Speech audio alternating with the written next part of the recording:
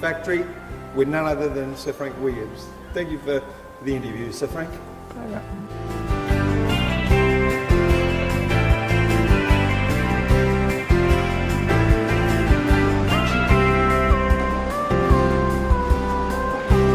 Let the fun begin.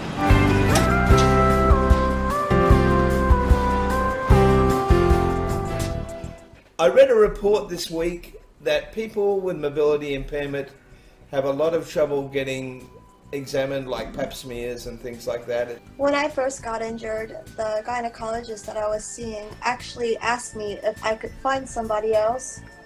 And she basically was like, "Why are you here?" The doctor didn't have much faith in me to get up on the examining table.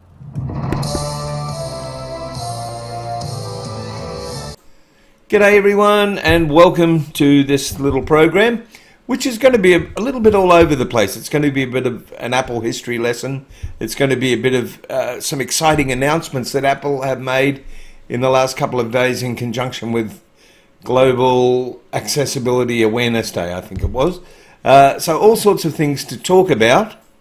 I perhaps should just let people know that I'm a bit of an Apple fanboy, I guess.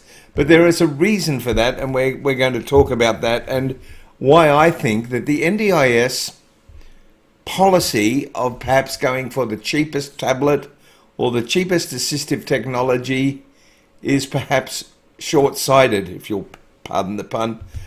So let's have a little bit of a talk about Apple and their history of doing things for people with all kinds of disabilities, right from way back in the old G4 days, when the Apple wasn't even Intel. I think that was the G4 or even before. They did a lot of things for people with visual impairment, and I remember getting my first Apple being told that they were terrific machines, and I couldn't drive it. It was awful, and this is coming from an Apple fanboy. So what I did though was I was telling people how I couldn't drive it. And someone with a visual impairment said to me, well, I'll take it because it's the only computer company that's looking after us people with visual impairment. It reads a screen. It does all sorts of things for clicking the mouse and all that sort of thing. And that was way, way, way, way back. And the thing is that Apple then went Intel, and I got a new one and loved it. But Apple had never, ever lost sight of doing things for people with all kinds of disabilities, whether it be visual impairment, hearing problems or mobility issues. Whatever they see, they try to address, and even things for just the general populace. So of course Apple invented the fonts on the screen and the font sizing, which was great for people who had low vision, and then they started to do some more things. They brought out the Apple Watch. And with that and the iPhone, things really started to get very, very focused on accessibility.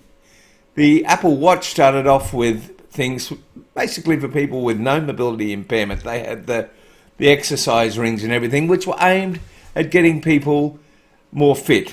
The watch would tell you when to stand up. Drives my dad crazy. The watch tells him to stand up all the time. And by the way, you can turn that off. But they started tracking our steps and doing all sorts of things. And on the Apple Watch, they even started taking our heart rate and letting us know what our heart rate was. Now it'll warn us if we have a heart rate that's too high. They've even gone to the stage a few years ago where they had an ECG system bought in America, which is just now become approved for Australia, where the Apple Watch actually takes an ECG for you, which is quite accurate considering the technology, and it can even save a PDF and send it to your doctor. We'll have a look at one of those now. That's actually the PDF that's created by the Apple Watch, and it's done simply. I think I can reach up my hand by setting up the Apple Watch app and then just putting my finger on the watch crown, and that's the sort of PDF that it creates on the screen right now.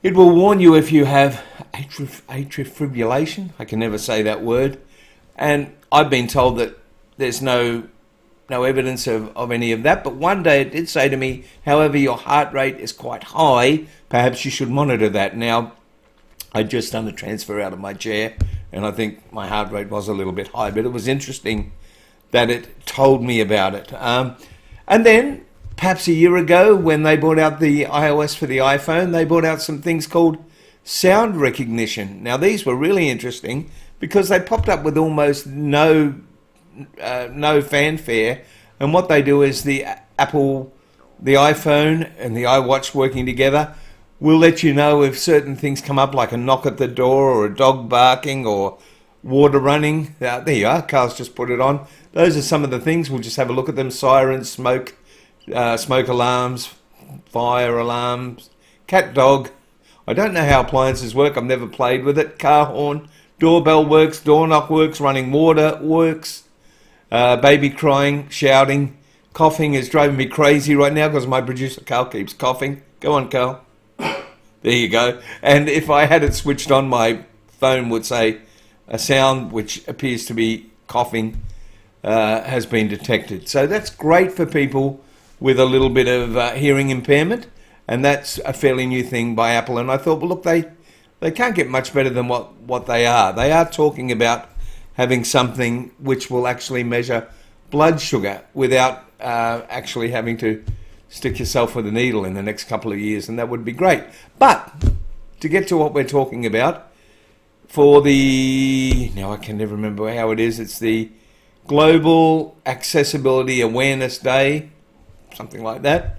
Apple just came out and made some announcements of some of the new stuff they're doing in the Apple Watch, the iPad, the Mac, and these are major changes that will really help people with disability, particularly people like my friend Nev, who only has one arm, who says, what's the point of an Apple Watch? I can't push any of the buttons because I've only got one hand and I can't reach it. Well, Nev, you've got no excuse now. You have to buy yourself an Apple Watch. Now, I could just play you the Apple video, but I'm very pleased to be able to put up a YouTube post by a gentleman called Rene Ritche, and as far as I know, he has no disabilities, but he is the only Big Apple person to make a video featuring these new things, and he does so with such passion that I'd like to show you his video with all the new stuff from Apple and promote him as well, because he really was excited about these new innovations. Let's have a look at it now, Carl. Okay, just watch this. Watch it and try not to have your mind blown, your brain just burst, because it's assistive touch and it's coming to the Apple Watch. It uses the motion sensors, the gyroscope, the accelerometer, in tandem with the optical heart rate sensor, and then applies just a ton of on-device machine learning to figure out the subtle muscle and tendon movements in your arm so that you can control the Apple Watch with a clench or double clench of your fist, or a pinch of your fingers, or just basic rotations. It's meant for people with limb differences or issues with motor function, but like every accessibility and inclusivity feature, it's really for everyone. Everyone with an injury, or holding a child, or of course, one day wielding their Iron Man augmented reality HUD, which is all anyone in my timeline can seem to see in all of this. And what's extra exciting about this is that Apple normally doesn't pre-announce new features. They would wait for June 7th, the WWDC 2021 keynote,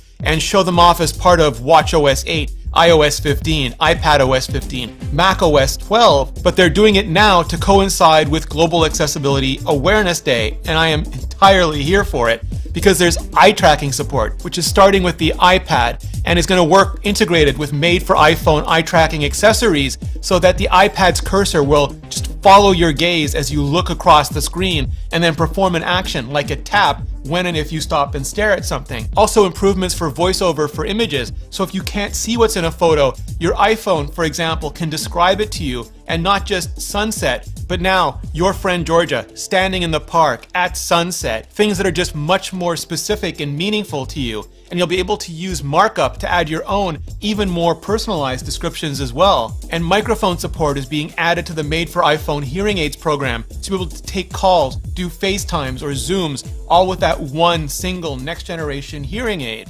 You'll also be able to layer in balanced, bright, or dark noise, or nature sounds like ocean, rain, or streams over background audio to just take the edge off, to stay focused, to stay calm, to avoid distractions, to avoid discomfort, It'll even mix or duck under other audio or alerts, so it can just be there, always, steady, stable, whenever you need it to be, like a big comforting hug for your ears. And there'll be sound actions for switch controls, which means zero dependency on the actual physical controls. You'll be able to mouth things like clicks, pops, eeps instead. And app-specific customizations for display and text sizes for everything from color blindness to low vision, and in Memoji, oxygen tubes, cochlear implants, and soft helmets so everyone can better see themselves as themselves. And I love all of this and Apple's accessibility team so much because they work so always to make every device work better for everyone, not just with features like Smart Inverse or Cursor for iPad, which started in accessibility and ended up as dark mode, or in the Magic Trackpad, or maybe gesture control for Apple Watch will one day actually end up in VR or AR, whatever. But we're all only ever one sports injury or accident away from needing these accessibility features as is any given day, just as many people in the community do every day. Well, even as an Apple fanboy, I have no hesitation in saying that is amazing. And it's because of innovations like that. Look, everybody knows that the iPad and Apple are a little more expensive. But look at the things that they are offering people with all kinds of disabilities. They really care. I mean, they're trying to build an ecosystem that anybody, anywhere, can use. And Rene Ritche was excited. I'm excited. If you can hear my bird tweeting in the background, he's excited as well. You begin to...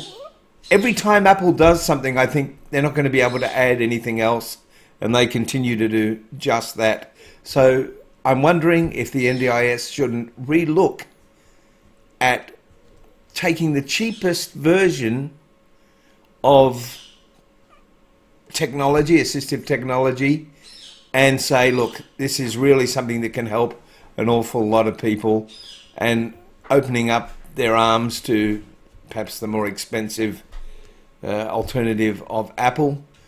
I really love what they do. I really thank Rene Ritche for what he did in bringing us that clip. Before we go today, let's thank some of the people that have been there for us in Hervey Bay in particular. Totally Mobile, who do all sorts of scooter sales and mobility sales and rentals. Hello World Travel in Hervey Bay, who are doing it hard like everyone at the moment during the COVID-19 thing. So if you're traveling anywhere in Australia, no matter where you are, give them a call and do your bookings through them, because they'll really appreciate it. Simple Solutions, who do the training for people for the NDIS. IOMI, that do home automation. And of course the NDIS for helping my life become better, even though I sometimes have some thoughts that some people might see as a little negative. I'm so grateful to be a part of the NDIS. Thank you for looking at our program on innovation technology or innovative technology. I hope that you've enjoyed it. Please remember to subscribe to our YouTube channel. Thank you to all our Facebook viewers. If you can subscribe to our YouTube channel as well, that would be fantastic. Accessible Globe TV. We're grateful to have you. We'll see you again in a few days when I'm going to talk to you about medical cannabis. Until then, see you later, and thanks for watching.